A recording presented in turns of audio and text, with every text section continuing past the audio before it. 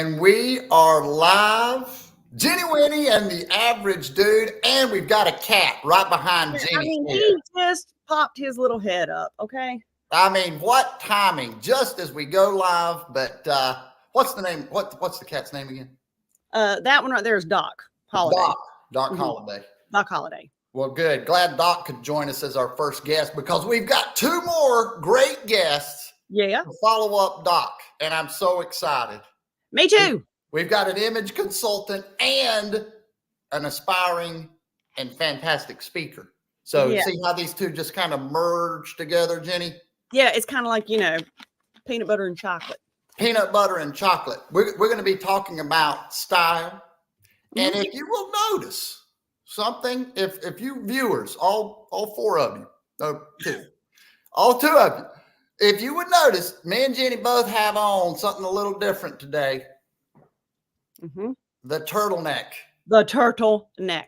The turtleneck. Now, I'll be honest. I have not put on a turtleneck in years. Yeah. Yeah. You know why I've got a turtleneck on? Why? Went to Dillard's to get a suit, right? Okay. Yes. And there was an older lady there, and she said, I want you to she wanted me to try this on. And I didn't want to, Jenny. Now, you may or may not like it. I don't know if you've got an opinion on this turtleneck or not. I like it. She said, you need to try this on. And I said, I don't really wear turtlenecks. And she said, please, just do it. Just do it. So I put the turtleneck on. I went into the dressing room, and I was like, she said, well, let me see it. I thought it was my mom. Grandma? And so I walked out, and she said, you've got to buy that. She's either the greatest salesperson ever. I got suckered. No, you didn't. I got suckered by Grandma. She said, it's She's like, I love it. You know what? She said, the ladies will love you. I got suckered too with this turtleneck, kind of, because you know what? Sometimes I just go online and I'm looking at stuff and I'm like, okay, instead of just tagging it or whatever, I stick it in a shopping cart. Yes. It's looks like a tortoise neck. Now I can roll this bad boy up. Yeah. Jenny. Yeah. Now, Jenny, we were discussing earlier in the green room. Yeah. See, I accidentally put this in my cart and I bought something and this came in with the package. And I said, oh, I didn't even realize I bought that turtleneck. So you look like I said Steve Jobs, but we realized. You said Steve Jobs, though. Elizabeth Holmes. And Jenny, I need to do it like Jenny's got a great Elizabeth Holmes impersonation. Go ahead, Jenny. Go ahead and give me some money. Go ahead. My voice is already deep, but also look at the embellishment on this puppy. My word. Now, does that make your arm heavy carrying all that around? No, actually, this is just part of Doc that he was here. I shaved a little bit off. Yeah. There you go. It's a cat sweater thingy. Turtlenecks. Oh, yeah. Turtlenecks make me feel like I'm choking. Yes. There was a comedian that said that he felt like when he's wearing a turtleneck, there's a little midget on his back that's always like going around choking him. Yeah. Hey. Oh, I got something to share. Good. Yeah. I sent it to you. I sent it to your mama. I sent it to everybody. Finally, I got really surprised about 2 weeks ago.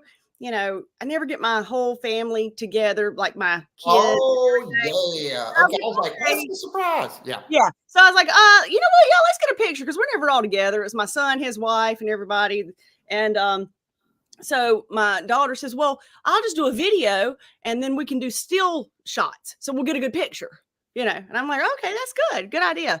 And so she's videoing and I'm sitting there doing the picture or whatever. And it's like 5, 4, 3, 2. And then my son goes, we're pregnant. And I said, it's one of those ones you see on you see on TikTok or something. Cause I'm like, are you serious? Are you serious? I kept going on and on and on. But yeah. Very often, what I will say, I've already seen the video. So your description was pretty good, but you could tell it was real. It was an authentic reaction. They really did surprise you. It wasn't fake. So it was not that. Yeah, I liked it. Now, what's it like being a grandma, a biological grandmother? Your firstborn child is now giving birth to a little baby. I don't know. I'm just like, I hope it looks like me. Really? Yeah. You hope it looks like you. Well, there you go. Do you want a boy or a girl? I'm just kidding. I really don't care. I really don't care. And I love the fact that my daughter-in-law is, I mean, she loves me. So that's good. And Yes. and she's, and I told her, I said, I hope I don't get on your nerves or anything. And she's like, no, she said, I love the fact that you just want to be with me and all this. And I'm like, you do? You might not, and I'm kind of Yeah. like, I was like, what do we need to buy? Let's buy something. And then Oh, she said there, and I made everybody listen. I said, you hear? She said, I could be in the room when the baby's born. I said, did everybody, did we you hear? want to be, so you want to be in the delivery? I don't want to watch anything. Everything. Yeah. But I want to be in there like I'll be on the sidelines going, you can do it. You can do it. Yeah. Yeah. You do want to be in there. Yeah. I was in there for the others to be born when, my daughter that I adopted, because I know you said biological, but anyway, when she had Graham and Pearson, I was in there. I was scared. It's like she was possessed by a demon, but I got a little afraid. I was like, ooh, I thought she didn't like me anymore. It was hurting my feelings a little bit, but anyway. Yeah. Well, exciting stuff. Congratulations, future grandmother, Jenny Winnie. So Mm-hmm. it didn't age you much. So you're just right where you are. I'm just right. Yep. So it's going to be an exciting show. We're going to be talking about style. We're going to be talking about everything from clothes to hair to how we present ourselves. But it's important. It's important not only how we present ourselves, but to know who we are that we want to present, right? Mm-hmm. Yeah. I can't wait to dig into all of those things. So our first guest. Yeah. Jenny, did you want to do the introduction? Don't be scared to say her name. No. We just had a discussion about names and sometimes. Go ahead. Go ahead. No, well, before, I was like, what did we say? Sheena, which, we kept saying it back and forth. And she was like, and so then we got all confused because we were making it too hard. It's Shena. It's Shena. It's easy. It's easy.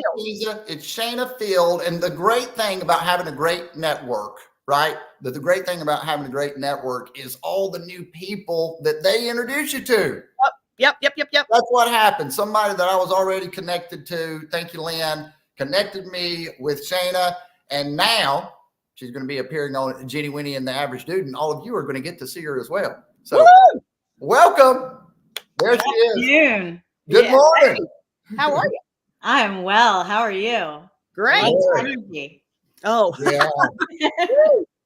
We always have something going on crazy.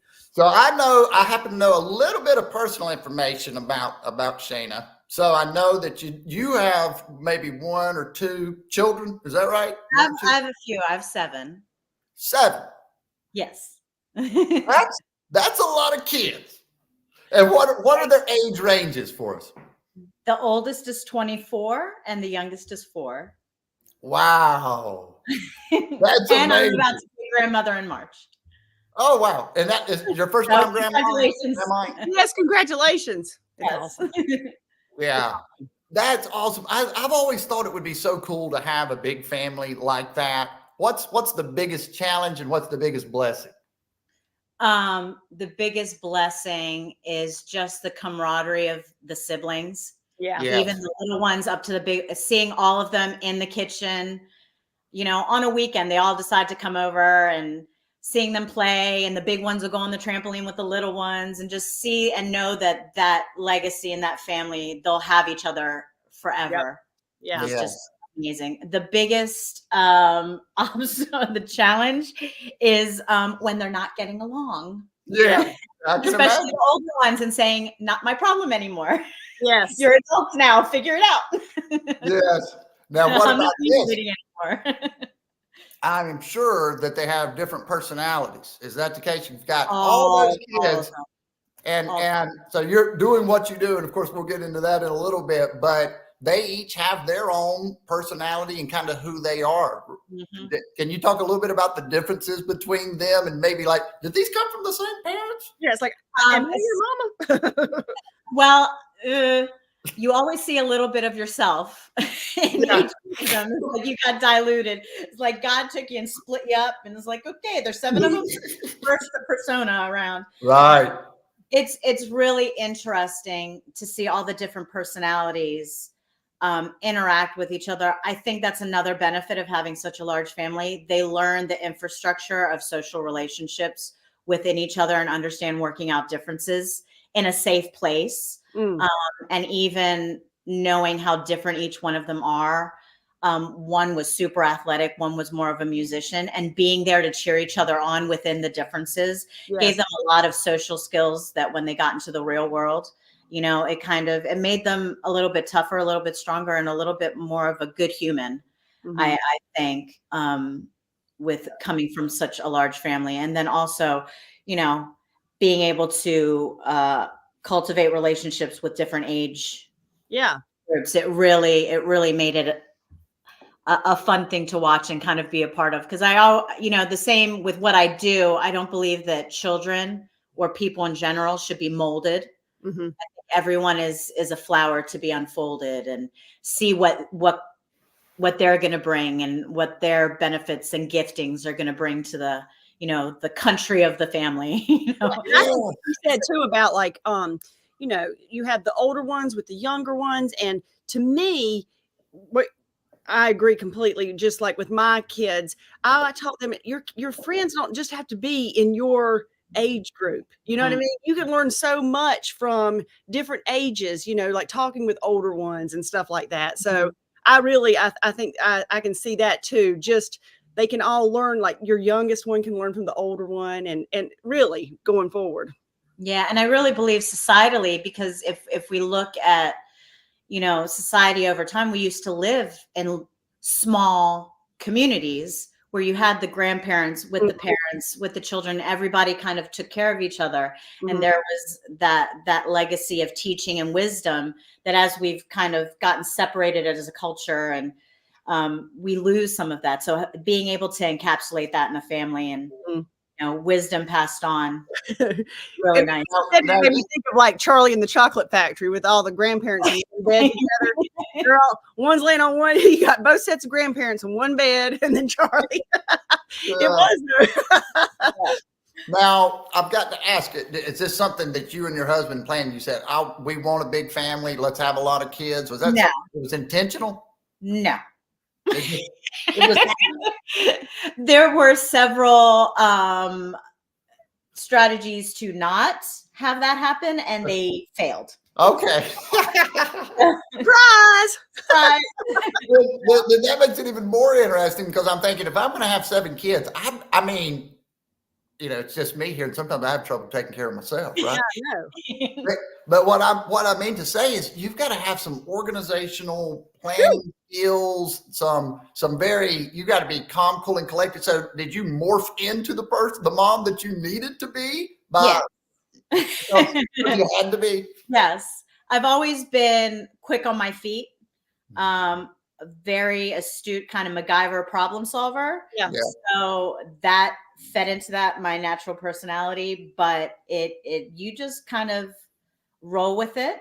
And I actually got a text message with a meme from my oldest the other day, and it said, I didn't realize that while I was growing up, you were growing up too. You know, you grow and mature. And now that he's an adult, he sees, you know, you do your best and you try and you learn with each other. And, you know, that's the fun of building a family and living life. Yeah, exactly. Yes, absolutely. So it's interesting what you do for a living. You've got your hands full at home, and you've watched each of them mature and kind of find out who they are. Tell us about what you've been doing for your career, and then kind of how that segues into what you do now.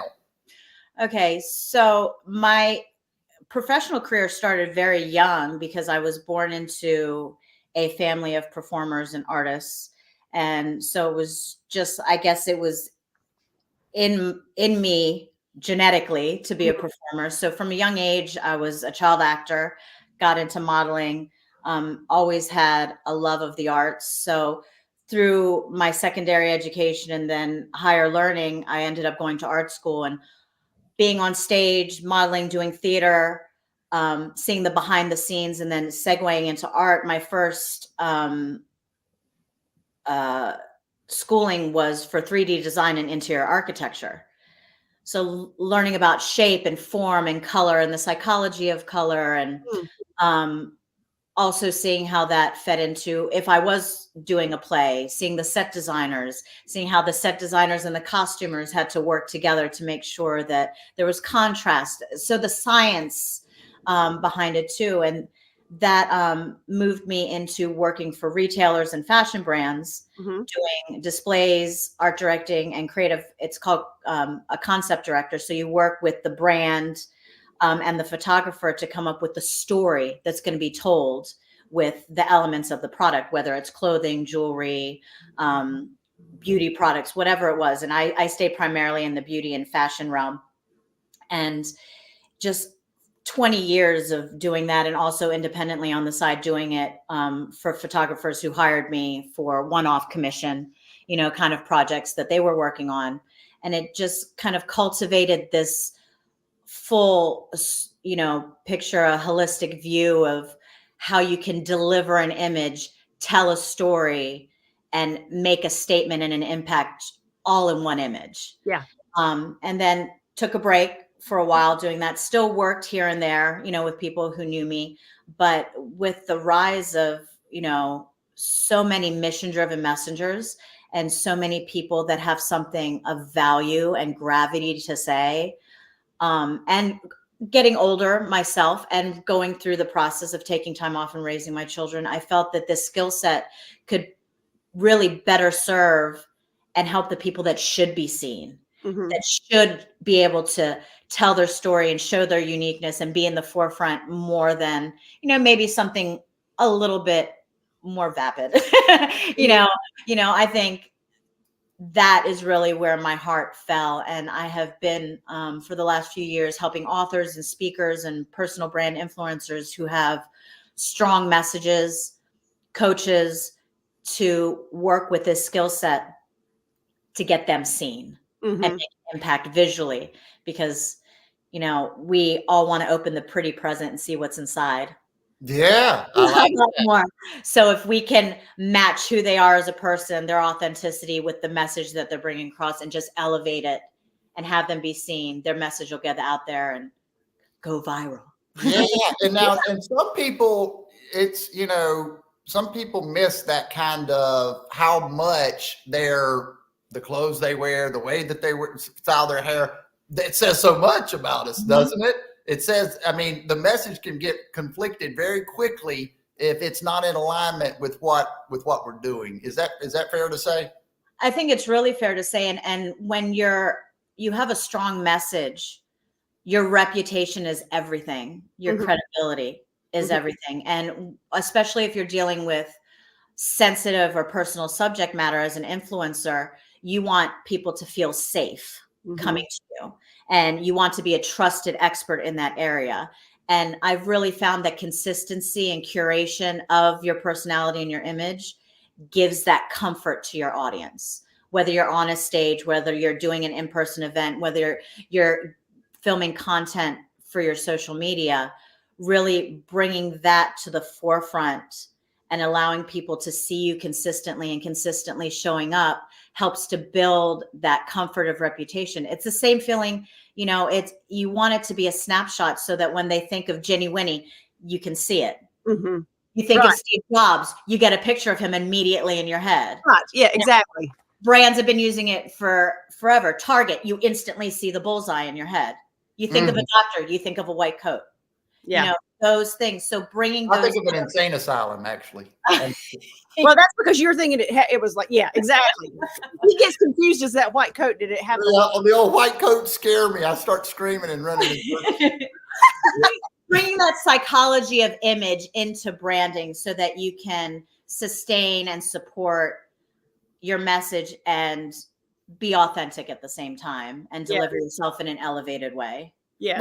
Well, what I love about it is that you're using how you grew up. You were around some things that a lot of people haven't been around, and you've got some artistic ability and an artistic eye. So you're doing what makes sense for you to do because you've got good experience in that. So I think that you found a nice little niche. I want to talk a little bit about the challenge of, like, let's say, someone like me that does HVAC sales, they're in sales, they like doing the media stuff, and you start thinking, well, what sort of clothes do you wear? That I can remember when I first started HVAC, because I was used to wearing like a suit and tie going out on sales calls, and I thought, well, I'm going to be climbing on ladders. I'm going to be, I might be at a conference room table, or I might be climbing a ladder, going under pipes. And so it's interesting to kind of, I think we can think about image consultancy. I think can be whether you're in sales or if you want to make a name for yourself out in the public. I think it's important, these things that we're going to discuss. Mm-hmm. I have a thought on that. Everything we do and everything. I don't know if I'm right on this, Shana, though. It's like, let's just say what he's saying about HVAC and sales, and he's used to wearing that coat and tie. But also, it's like sometimes you think you got to like change your branding. Like maybe that could come across as intimidating sometimes if you walked in with. I'm just saying, Daniel, I don't know. But if you're walking in and you're going to be climbing a ladder and all that, could that give like that branding give off an intimidation? There is a finesse, and that's part of what I do when I'm doing a consultation is really understanding and doing a deep dive. A large part of what I do is research. So understanding specifically the industry that my person is coming to me with. And then on the other side, doing a very personal, psychologically driven interview to find out what's important to them and what's appropriate for their industry. And we can find places where you can have a touch of yourself so that you're memorable, so that they call you back, so you're recognizable at a networking event or on a stage, that you're showing up the same way that people can find you wherever you're at, and taking into account fabrics that you need to wear for your industry, cuts you need to wear because of, I did a work over for a bodyguard, a personal bodyguard, and what she wears, it is a very specific uniform that she has to wear, but she wanted to show a little bit of herself. So we found ways to implement her personality that are still appropriate, where she has to cut and run or pull to protect, whoever she's protecting. It still works within it. So it's really not curating. This is funny, but it makes me think, and that's not free, but my husband, he's an electrical contractor. And so we did some volunteer projects where I went to help him. He volunteered, but you had to wear high vis and stuff. And I was like, oh, okay. I said, boy, somebody needs to design women's high vis. So, but anyway, when I was on the job site, people were like, I found things that were still high vis, but that suited me. They were fashionable. You know what I mean? And it was like, even my safety glasses, I ordered special safety glasses that, were still fashionable, but they fit the industry. High vis. High visibility, like neon color, Okay. Yeah. So I feel like some cute things. And then they're like, oh my God, where did you get, it's like, it's embarrassing in a way, but I said, I got to feel like me. I can't feel like, somebody. Well, I think that's interesting. I mean, there's probably no matter what we're doing, including construction, you want that personalization so that so you don't feel like you're all in a one of those schools where everybody has to wear the same thing. Yeah. People can show their personality and who they are and what they believe in and their personality and differentiate. Yes. Yeah, my boots were very, very cute. Yeah. Good. You find places to elevate and put the touches regardless. Yeah. So that you don't, and especially, in the category I work in with personal brands, most specifically, it's so noisy right now. Everybody wants to be seen, but what ends up happening is everything gets homogenized because everybody's trying to do the same tricks and call it authenticity, or throw every part of themselves at it and, see what sticks and be like, well, I'm being authentic. My people will find me. And there's a lot more to it than that. Yeah. I think it's a fantastic discussion. And so what I thought we would do is bring in our second guest. And our second guest, his name is Jody Powell. Yes. And Jody is a friend of mine. I've known Jody for a couple of years now, but a fantastic public speaker, podcast host, and he's doing this number. See what's happening there? Oh yeah, we see it. So I thought it'd be great. Let's talk about image with Mr. Jody Powell. Jody, The crowd roars. The crowd roars. How is everyone? Great. How are you? Doing fantastic. Doing great. You've Excited been to be on here on. before, though. I mean, Jody's been on here before. Yeah, I've been on before. I am a veteran of Jenny Winnie in the Average Dude. And I don't know if it's Jenny Winnie now or should it be Ninny Winnie now that you're going to be a grandma? Are they going to? No, it's going to say Jenny. Don't you throw that? Say Jenny? Okay. Don't be putting that ninny, nothing, granny, nothing. No. Hey, so I've got to ask you, I know you did a podcast interview at 3 a.m. this morning. Yes. Tell us about that and tell us how it went, Jody. It was fantastic. I had the opportunity to speak with a world champion. I won't give too much away because this is going to be my first episode that's going to drop January 6th. But he was a world champion. He's in Saudi Arabia. And so I set this interview up and I said, hey, I'll work around your schedule. Let me know what works for you. And he says, okay, great. How about 11 a.m. GMT plus 3? And I'm like, yeah, sure. Let's do it. Absolutely. You're like, no problem. I got that. And you're like, Google. Like Google. Convert. What time is that? 3 a.m. Are you kidding me? But hey, you know what you do? What you got to do, right? Yes, you do. That's right. It was Now, a fantastic, Jody, interview. Yeah. So, hey, we're looking forward to that. The name of the podcast, I love the name. The name of the podcast is the Quotivation Podcast. And the premise behind this is that every week we'll have a special guest come on and talk about the most inspiring motivational quote that has meant something to them. They'll tell their story. They'll talk about why it means something. And then for the audience, it's how can they then take that, apply it to their lives. And ultimately, my goal for the audience is to win the week. You got to win your week, and you got to be motivated. You got to do things purposefully to win your week. And so we're going to drop an episode every Sunday so that it's there first thing Monday morning for you to get your motivation, to find that inspiration so that you can go out and you can win the week. I love that. Jody's so creative, and he's great at mixing up words and coming up with things like this. But quotivations, number one, I love quotes. If I read a lot more quotes than I read books. Maybe that's my problem, right? But I do love the getting quotes, and they are powerful. And if that's a little seed that lives in your head all week long, then you can kind of go back to that and you can remember what someone said and use that as inspiration, motivation for the week. I think it's a cool idea. Well, it's interesting too. I had a conversation just yesterday with a friend of mine, and he said, I've always thought that motivation comes from within and inspiration comes from the outside. You're inspired and therefore you become motivated. And I agree. I think that's exactly it. I think you find inspiration. You can find inspiration through motivational quotes. You can find inspiration through stories, fabulous storytellers that can really touch your soul and give you something that's like, you know what? That's me. That's me right now. That's what I'm going.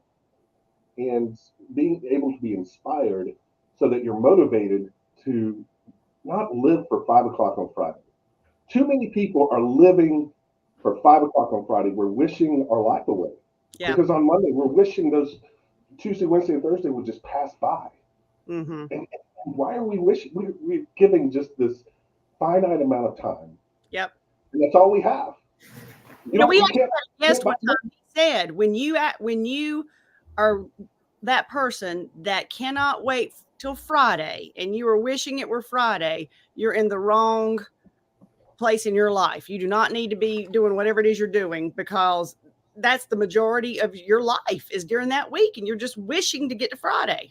That's exactly right. And the problem with that, Jenny, is that so many people are in that spot, in a spot where they're doing something they don't want to do. It's not their passion, but they allow fear to stop them from taking that step, or they allow fear to stop them from stepping out and doing what they really want to do. I can't do that right now. It's not the right time. I can't afford it. It's too risky. What if I fail? All of those things get into our heads and stop us from chasing our dreams and chasing the things that we want to do and the things that we want to accomplish. That's literally the things I do say. Like, and I know, Shena, it's like with you, how long have you been focusing on this, being the image consultant? I'd say it really deeply for about the last 3 years, just doing individuals. And so, Before see, that, for it me, was was that scary? Was that scary to change into that? No, it lit me up, and that's why I knew I needed to do it. See, and that's the thing. It's like, I get so inspired, Jody, and it motivates me, honestly, because I do think of things and we think and we're like, yes. And then we're like, I don't know if I can do that. I'm not sure. Like it's not the right time in my life, or I don't have enough money or whatever. But y'all are both doing exactly the things that light you up and want to do. Well, it doesn't take away the fear. The fear is still there. The 3 a.m. last night turned into 5 a.m. because they go to bed, and I'm like, okay, I gotta go to sleep. I'm gonna be on the average. Yes. I gotta go. And then you lay there and you're like, what did I just do? What am I doing? This is crazy. I can't be. But at the same time, if you don't do it, then you get into that rut. You get into the rut and you begin to point fingers. You begin to blame other people. I'm not where I want to be because of him or her, and it's just a terrible place to be. And if you allow that fear to consume you, that's the state that you live in. Yeah, it's an amazing thing, because I would feel it when I was back in my performing days. You feel it right before you go. You have to, but you get that, and there's this amazing conversion that happens when you do it scared. Fear turns into confidence. And all of a sudden you're flying and you're like, this fuel is like nothing else. And it gives you a feeling that if you hadn't, you would never be able to experience. So doing never have known is amazing when you get to the other side. Wow. Yeah, I can feel that. It's like, I was thinking about it because, sorry, Daniel, I'm going to just throw out a little something for both of them. It's just a little something fun that I had kind of put together. I just wanted to get y'all. Oh, no, folks, when Jenny goes out on her own, she goes off on these tangents. I am not responsible for what. Here you are. All right, go ahead. Okay. So I honestly, I just like to, because I was like looking at what you both do. And so, okay, Jody, I'm going to start with you. And this is like Jody also does public speaking. And, to me, that would scare me to death. That just scares me to even think about. But I'm going to give you 3 songs, okay, that are Jody Powell's. This is going to be your hype music. If you had to listen to one before you go out on a stage to talk, tell me which one is going to be. And you're going to give him his choices? Yeah, I got you. Okay. All right. I'm sorry. I'm just getting excited. As long as I got my suit and tie, I'ma leave it out on the floor tonight. Because I'm happy. Clap along if you feel like a room without.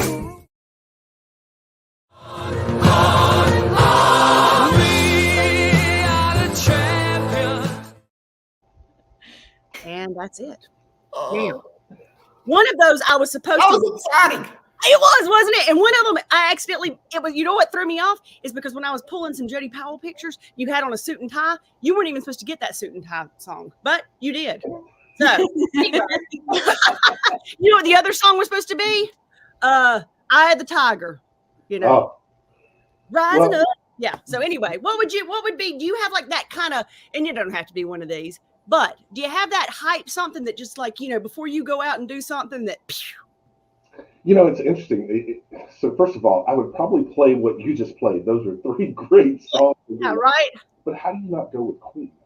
Exactly. How do you not go with Queen? I don't know. Oh, I think it would be. Can I interject?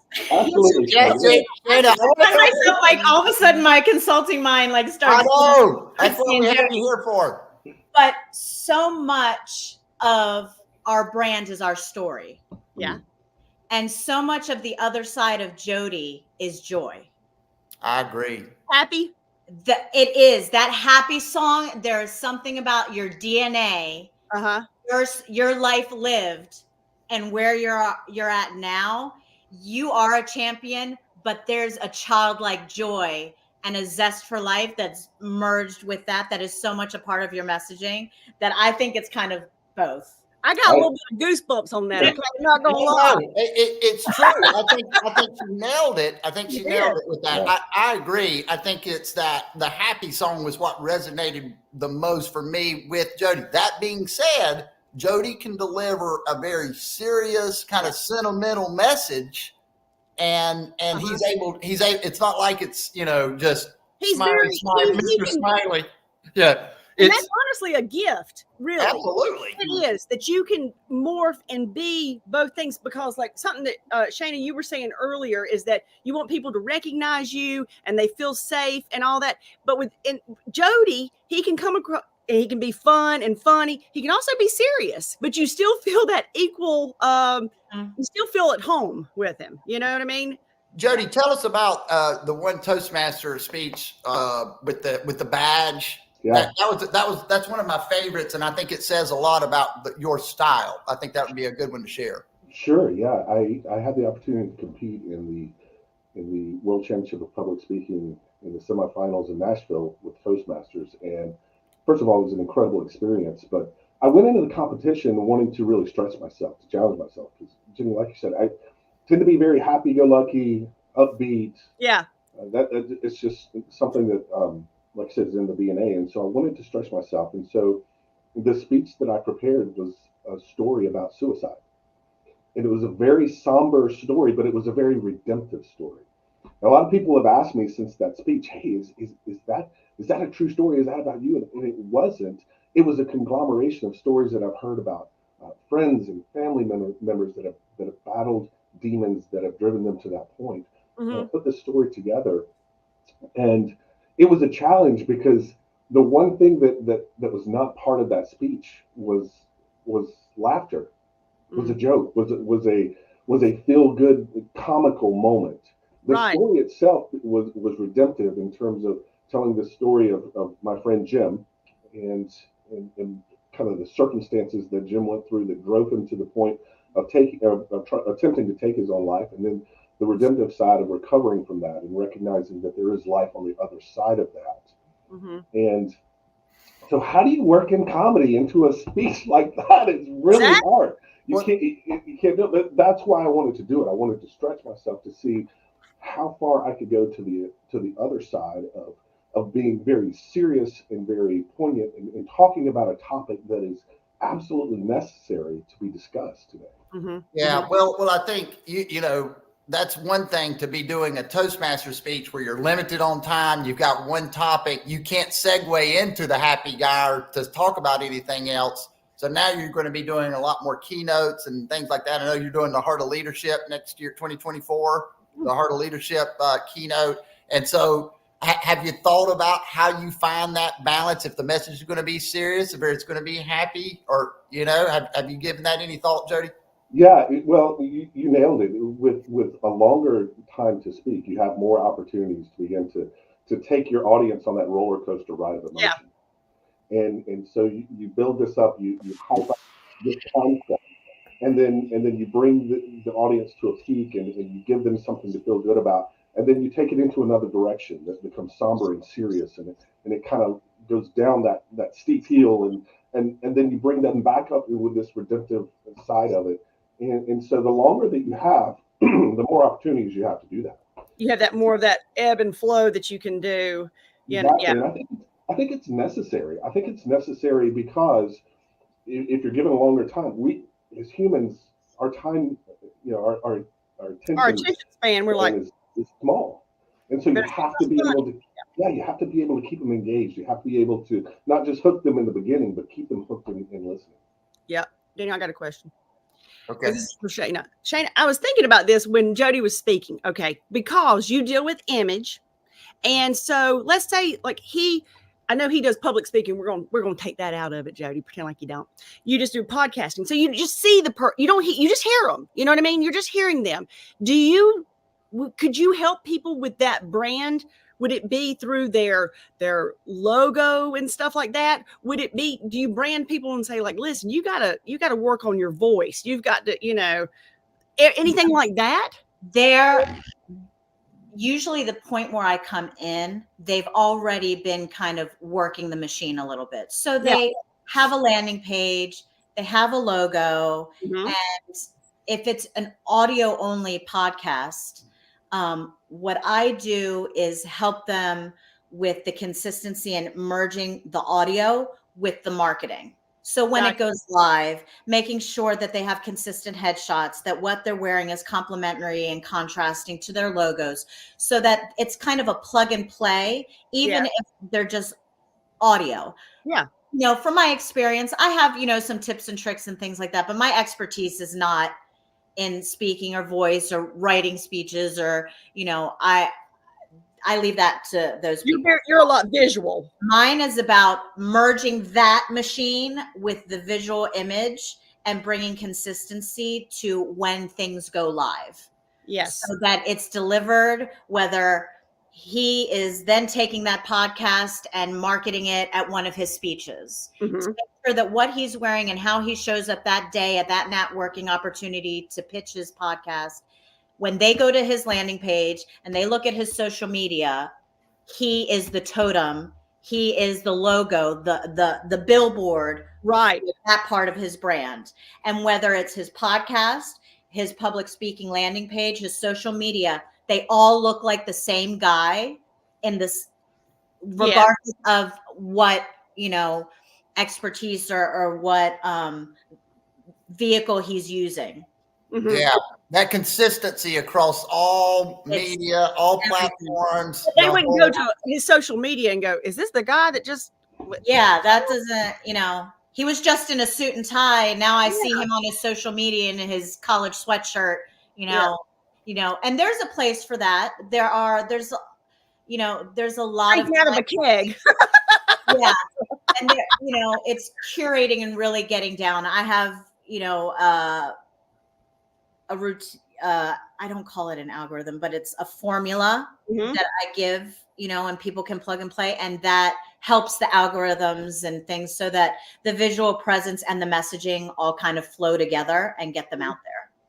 Oh, absolutely. Jenny? Sorry. I also see, now that I've spoken with you, Shena, I wouldn't use these songs. Okay. So I too, because you know what? I was just trying to go with fashion songs. Mhm. So I was like, these are going to be your choices for if we could do a soundtrack to your fashion. Okay. Okay. But now I'd like to just give a little statement here, y'all, that Jody, again, suit and tie was not meant for you. Just saying. Okay, here we go. As long as I got my suit and tie, I'ma leave it all on the floor tonight. Look around, everywhere you turn is heartache. I'm too sexy for my love, too sexy for my love, love's going.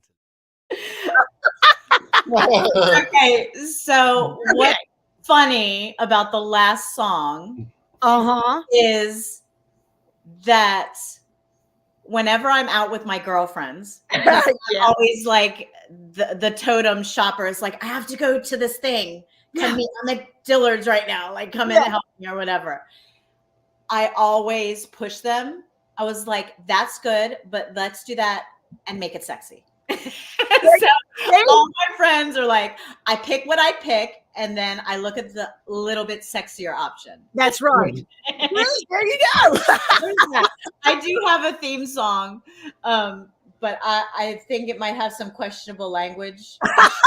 Well, I had to get Sing it. Just tell us what it is. It's a song called "Whistle While You Work It," Mhm. and I Work it. Didn't the dwarf sing that? Whistle while you work it. Oh, okay. And it's basically the theme of the song is when doubters come, when judgmental people come, being yourself, living out loud, being authentically you, and not worrying about that part. So whenever I'm getting in the mode of, okay, because people sometimes don't get it. Yeah. Or, I just have to be like, I love this. It lights me up because I said if I could ever get paid to be a best friend, that would be my job. I love seeing people do what they do best and being a part of of Being part of helping that person glow. And if That's that awesome. is getting them comfortable and getting out on a stage or getting in front of a camera and they're glowing and confident and they can deliver and change lives. You know what? I'm going to look that song up because Me too. I actually, it's like, so I have a fashion boutique. That's what I do for a living. And so what's ironic is that I got we've been getting these messages. And yesterday somebody said, you need to get a new buyer. Your clothes used to be beautiful. A hater. And I said, I text back, and and then I said, you know what? Everybody has different taste.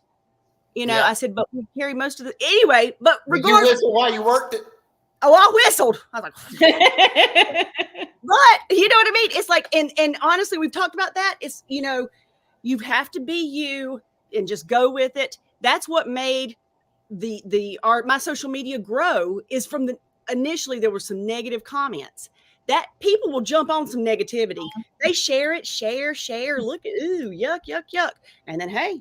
But now, it's like I've got lots of customers all over the US because of that. You know what I mean? So Do a photo shoot. oh, yeah. It's hard for me to get behind a camera. I mean, it took a lot. Behind or in front? Behind or in front? I'm sorry, in front of a camera. Like, oh, well, we'll work on that. Yeah, because I'm not good at that. So She gets out there and works those clothes. Don't let her. I whistle while I work it. I whistle while I work it. Yeah. Sorry, I digress. Go ahead, Daniel. I'm sorry. I'm just taking over here.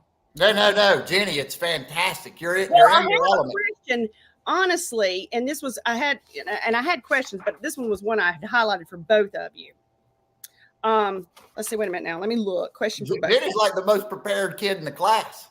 I am. I've always been that way, Daniel. So anyway, now this is just, it doesn't really necessarily relate. It could relate to what you do, but both of you, if you could have dinner with 3 historical figures, living or dead, or any 3 whoever, I don't care who they are, and you could pick their brains for tips in your industry, who would they be? Okay, one each. We'll ping pong it back and forth. You don't have any 3. Y'all you can give me one because that could be hard to come up with 3. Jody, give me one, and then we're going to go back. We'll go to Shena. Have to be Zig Ziglar. Zig Ziglar is the czar of public speaking, and he could talk to a wall and convince a wall that he's a door. Just an incredible individual. I would love. Tell me about his style. I haven't listened to much Zig Ziglar. Tell us what his style is. Zig Ziglar, and you know where my mind goes? Was he in Moulin Rouge? But anyway, He was not in Moulin Rouge. I was like, that was Zig Ziglar. No, Zig Ziglar was just incredible. His style was almost that of highly Southern Baptist people. There was never a time where he was stumped on stage. There was never a time where he didn't know exactly the right phrase to use, the right words to use, the stories to tell, and the quotes to use. And it was all relevant to exactly what he was being asked or what he was saying. And just his ability to think on his feet, to be able to, right off the cuff, come up with a story about a topic that's just brought up. It's incredible. And I would aspire to be as 1/10 as good as Zig Ziglar was. Does that come from him being calm and cool and poised, or is it his what do you think that is that helps him do what he does? Does that come from confidence or poise or just a natural ability in general? That would be the first question I would ask him at dinner. It really seems like it comes from calm and poise. And what I would really want to know is, are you really calm and poised? Yeah. Inside, are you freaking out inside, and you're just like, yes. And you're just really good at organizing what you're thinking and having it come out of your mouth. Yeah. But it from the outside looking in, Daniel, it looks like it comes from just calm and poise. And what it really comes from, and when I tell other people that ask me, how do I become better at speaking in front of people? How do I do that? It comes from experience. You can't get better at speaking without speaking. Yeah. That's true. And you know what? It's like doing it. Me and Daniel, when we started doing this, I'd say, Daniel, I'm just so nervous. I'm so nervous. The more we do this, it's like, oh, Yes, stop selling, start helping. It's a what is great happening here? quote. It's fantastic. That was from my mom, and she's like ZZ, like her and Yeah. they're like, she's like, I call them little ZZ. She's like, let me, you know. Yeah. Okay, Shana, who would you want to sit down and have a chit chat with? Historically, have you ever seen the movie The Duchess? Yes. Georgiana Cavendish, Diana Spencer's. Yes. She Yes. was unapologetically her. She was wild with her fashion. It was how she was able, because women couldn't speak Yes. outwardly. So she used her entree with fashion and society to get the mission and the messages that she wanted out there in front of the people who were decision makers and things like that. Use the wives and use their shopping trips. She did a lot of kind of covert things, but she used fashion to do it. So I think that she was like the first personal brand, the way she did it, and kind of merged a strong message and something that she felt passionate about with fashion. Yeah. Yeah. That's That was- awesome. Now, That Jenny, was Jenny, awesome I want one from you. Who are you eating with and why? We. See what happens when we turn it around? I on know, you? and I'm so sorry for what I've done to y'all. That was very inappropriate, and I'm sorry. I don't know. Who would you eat with? I know who you'd eat with. You'd eat with whoever that fella is that you're always quoting. Oh, Frederick Nietzsche. There you go. That'd be an I intense. probably would. It would be intense, but Listen to me, I'm like, that fella you're always quoting. I don't know. He would be I wasn't thinking about him. I was more in the lines of what Jody was thinking about. My favorite person in that world is Jim Rome. Mm-hmm. I love his delivery. I love his style. And he was one of the ones, he's got diseases of attitude. He's got a speech that he did. It's kind of like a seminar. He's got people out in the audience and he goes through the diseases of attitude, and his delivery, his pace, the points that he's making, just absolutely unbelievable. I mean, this guy so similar to the way that Jody feels about Zig. That's what I would say. Yeah, I really couldn't think, because I would go, it's like I do stuff with fashion, but I can't say that I really want to. There's nobody I necessarily, kind of like you, Shana. I like those that are they're unapologetic for what they, you know what I mean? It's like who I am. My dad, I joke, but my dad, he'll say, did you look in the mirror before you walked outside? Were the lights off and you were just feeling for something to wear? But it's kind of like that is the presentation that I do, even like with my displays at my store. They'll say, well, I don't know that I wouldn't have thought to put that together. I know, but it's making you look at it. And then, like you'll see these, like I always think of like Macy's and these huge displays, and it makes you look, it might be something outlandish, but it makes you look. And so really, and it's like, so I'm with you on that. I probably would like to sit down and have a little chit chat with Ted Lasso if I could. I mean, I know he's not a real person, but I love people who I'm like, how are you that happy and optimistic? And let's just, you know what I mean? It's just barbecue sauce. That's all I got. Yeah. Now, we were talking about the Theranos, what was her name again? Elizabeth Holmes. And we talk about image, and we talk about who, they did a great job with her image, right? Because we needed her to look like she was smart, that she was professional, that she was all the things that they did a good job. Who else comes to mind of someone who has curated a really good image where you see them and you know what they stand for and who they are? Anybody come to mind like that? Elizabeth Holmes really struck me because they obviously worked and they kind of manipulated that look. That's to what we were talking about in the beginning with the doctor. You got a white coat on. Yeah. Oh, okay. You must know something about the medical field. Yeah. You can gain respect and all these things. Anybody come to mind, Shana? There is a maverick of marketing. His name is Chris Doe. He is amazing. And Look at me write this down. he is unbelievable.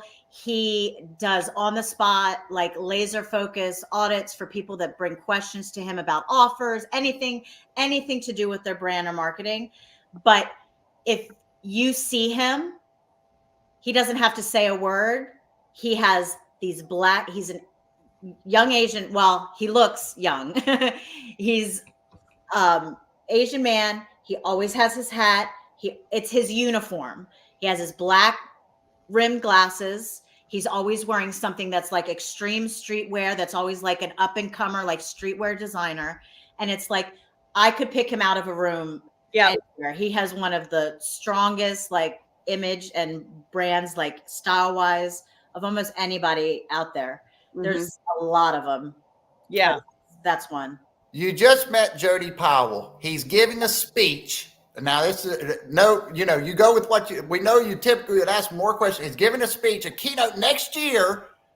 What is he wearing? And what's your vibe for that speech? What comes to mind? Anything come to mind? I think what's really interesting about Jody is he already carries this, I'm a safe place to come. He does, doesn't he? And whatever, you know that what he's going to tell you, whether it's in a conversation or a speech, isn't going to be lip service. It's going to be ABC. What you see is what you get. It's honest. You have an air of honesty. So I think style-wise, we could curate and put things together. First of all, I'd have to do an audit and see what the stage looks like. Yes. Otherwise, make sure it works with your brand. Look at your brand colors. Always use that so you can be in control of your image and your content, plug and play those things. But I really like the t-shirt with the blazer. Me too, by the way. Good. You know, I'd say I could see it with jeans, but I'd stay away from jeans because that lowers your reputation. I do some really sharp chinos. And with men, the easiest things to elevate are shoes. You can go to Walmart and put together a blazer and a t-shirt, but if a gentleman has on, that's where you want to put your money into, is good shoes, because especially women, when we're sizing a guy up, was like, oh. Y'all excuse me, I'm going to buy me some shoes. you want to keep and then there's a lot, more that goes into it. Cut, color, absolutely, background of the stage. Make sure, one thing a lot of speakers do as backup is they just wear black because it's safe. And then they get to a speech and the screen and the stage is black and they get their content back and they look like hands in a floating head. Yeah. They're like, it works fine because it's generic, but it's not serving the brand. So it's not making you think of them when you say, I get that completely. Yeah. So doing Jody, that. what's on your mind? We've been throwing all this advice at you, man. You need to respond. Jody, you're a safe place. Well, first of all, Shena, thank you for that. Second of all, my wife would love to go to the shoe store with me and buy her about 10 pairs of shoes in one. And I agree. I think shoes are the thing that for men especially, because me personally, I have 3 pair of shoes. And they probably are from Walmart, if I'm being perfectly honest. That's okay. I'm going to make a suggestion. Allen Edmonds shoes. I love them. Love them. My husband, they have the colored shoelaces. You can check, he keeps them in little bags. He just thinks they're just sweet, sweet shoes. He doesn't have a clue, but I'm just like, those are good looking shoes. And I noticed them on a doctor and I said, where did you get those shoes? And he told me, and I was like, my husband's got to have those shoes. And it'll be the thing. You'll everybody will be like, everything up here will be nice and clean, safe. It gives you that presentation of being simple. And pay attention, because you don't want to be distracting when you're a speaker. You don't want people to be looking at this and that and noisy. But they'll be like, ooh, look at those shoes got today. Or socks. I know a gentleman, he's always clean cut everything, but he has fun with his socks. And that's become his thing now. And I agree. I love some fun socks. Yep. We don't ever put white socks with black shoes. That is something that men need to know. I'm like, oh my God, put it in. That's your brand. That's not a brand. You know what, y'all? And I have to say this because I know we got to stop, but I had 2 questions. Never should paint. Oh, I know. They could, but it would be so sad. But okay, That got 5 laughing faces from it. red soled shoes are expensive shoes, but people try to fake it. So Oh, I see. Yeah. Yeah. So then, Jody, y'all gonna have to educate us on this. Y'all don't need to. But I know we have to. We're ending it up, and I had one question for each of you. Okay, Shena, what's the one accessory you believe has the power to transform any outfit? It's a hat. Okay. I think my great grandfather was a haberdasher. And I would see pictures of how men and women would dress. And there's just something about an iconic hat that tells what time period you're in. The hats would change. It can, you can see a taxi cab, Yes. Peaky Blinders. Oh yeah. All of a sudden, your whole entire persona is something different. It is. You put on, Fedora. put on it completely changes. You go to the Derby and put on a Derby hat. You walk differently. You do. Something about capping it off and also wearing it in the right place. Like seeing people, like I have seen podcasts and it's like you're inside, take the hat off. Yeah. You wear accessories where they're appropriate. Thank you. Yes. But there's something about the transformative effect. It's why little kids, they put on a fireman's hat and all of a sudden they're strong and brave and courageous, or they put on a chef's hat. My daughter loves putting on her little chef's hat. Oh, that's so sweet. And all of a sudden she's a chef. It gives you kind of that easy, quick change. Yeah, I can put on an old kind of ball cap or something like that, and immediately I can drink more beer. It's just immediately. I don't know what it is, just the one thing. And my final question for Jody, okay, is before you go out on a stage, any kind of pre-speech ritual or habit you have to do before you go out there? 2 things that I do. Number 1 is just go over the first 5 minutes in my head. I visualize. Mm-hmm. How is it going to look? How is it going to sound? What's the pace? How are people going to respond? And I really think that visualizing it that way, when you visualize, you make things happen. You make it come to fruition. And so visualizing, number 1. And then number 2 is taking that nervousness and turning it into energy.